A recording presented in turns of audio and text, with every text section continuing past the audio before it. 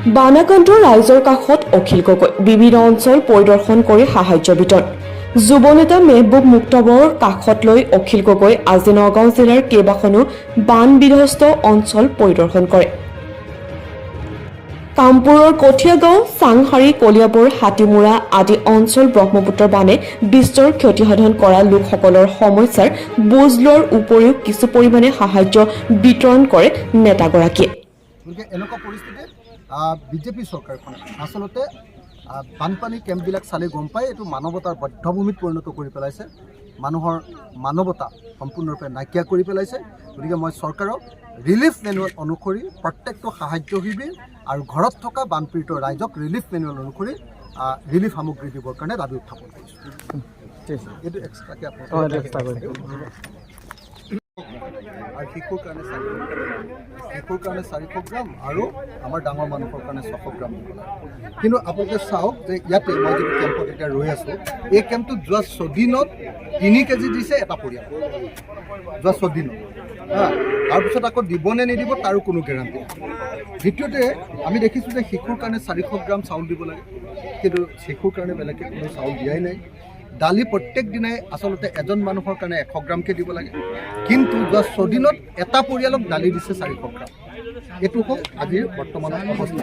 মিঠাতেল প্ৰত্যেকজন মানুহৰ কাৰণে এদিনত 30 মিলিগ্ৰামকৈ দিব লাগে, আৰু সেই হিচাপে আপোনালোকে চাওক যে যদি আপোনাৰ 30 মিলিগ্ৰাম মানে বিধায়কটো অহা নাই ইয়ালৈ, মানে বিধায়ক নাই নহয়, বিধায়ক অহা নাই।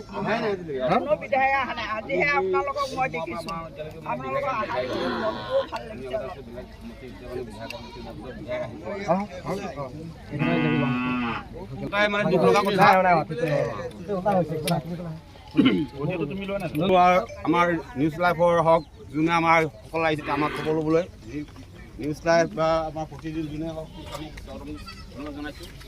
কথা হ'ল কি আমি আজি যিটো অৱস্থাত আছোঁ সেইটো আচলতে ভিডিঅ' নহয়, চৰকাৰখনে জনতাক কেনেকৈ লুণ্ঠন কৰিছে, কেনেকৈ শোষণ কৰিছে আৰু অসমখন কেনেকৈ মানৱতাৰ বধ্যভূমিত পৰিণত কৰিছে তাৰ উদাহৰণটো হ'ল এই কেম্প। আজি বানপানীৰ কাৰণে যিটো কেম্প, আজি বানপানীৰ কাৰণে যিবিলাক কেম্প কৰিছে, প্ৰত্যেকটো কেম্পত এজন প্ৰাপ্তবয়স্ক মানুহক এদিনৰ কাৰণে চাউল দিব লাগে 600 গ্ৰাম, এদিনৰ কাৰণে 600 গ্ৰাম, আৰু ল'ৰা ছোৱালীৰ কাৰণে 400 গ্ৰাম দিব। কিন্তু আমি দেখিছোঁ যে এইটো কেম্পতে যদি চাই তেতিয়াহ'লে দেখিবলৈ পাব যে এইটো কেম্পত যোৱা 6 দিনত এটা পৰিয়ালক যদি 10জনো মানুহ আছে তথাপি 3 কেজি চাউল দিছে 6 দিনত, হয়নে? তাৰপাছত আমি দেখিছোঁ যে শিশুৰ কাৰণে 400 গ্ৰাম দিব লাগে, দিয়া নাই। দালি দিব লাগে প্ৰত্যেক দিনাই এজন মানুহৰ কাৰণে 100 গ্ৰামকৈ দালি, এজন মানুহৰ কাৰণে এদিনত 100 গ্ৰাম দালি, কিন্তু দিয়া নাই।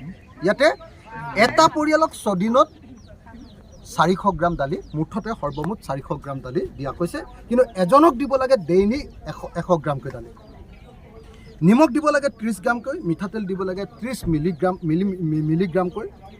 তাৰপিছত প্ৰাপ্তবয়স্ক এজন মানুহক চিৰা দিব লাগে 600 গ্ৰামকৈ, শিশুক দিব লাগে 400 গ্ৰামকৈ, গুড় দিব লাগে 100 গ্ৰামকৈ দৈনিক দেই, কিন্তু এইটো নিদিয়ে।